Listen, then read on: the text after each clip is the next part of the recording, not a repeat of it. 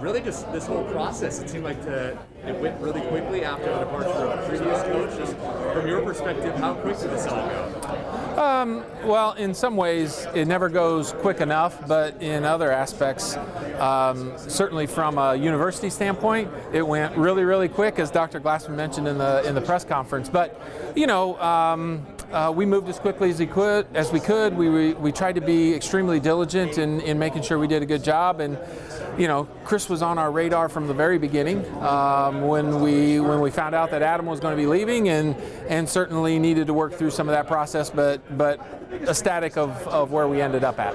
How impressive is what Chris was able to do at Chicago?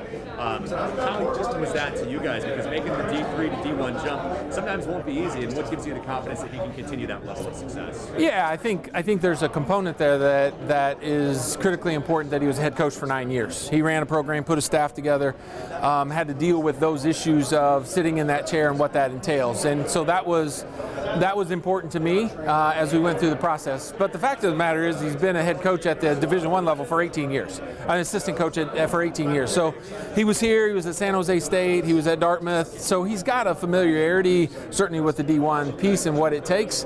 And then his passion for the place, his personality, those are just qualities and traits that's going to allow him to recruit good guys to be here.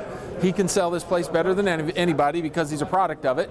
And then we're very confident with his football knowledge, acumen of him being able to be successful on both sides of the ball. Was getting an EIU guy important, or did it just happen to work out that the guy you wanted was also from EIU? Yeah, I wouldn't say that it was a top priority for us.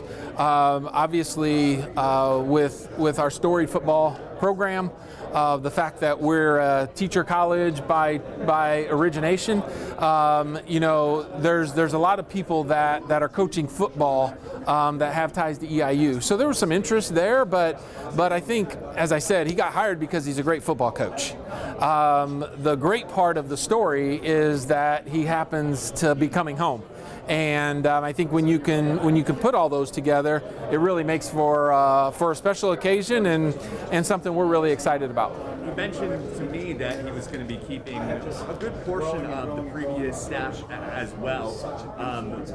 What is, from your perspective as athletic director, have you given any guidance on that? And is the budget staying the same from the previous staff? Yeah, the assistant coach's salary pool will be the same.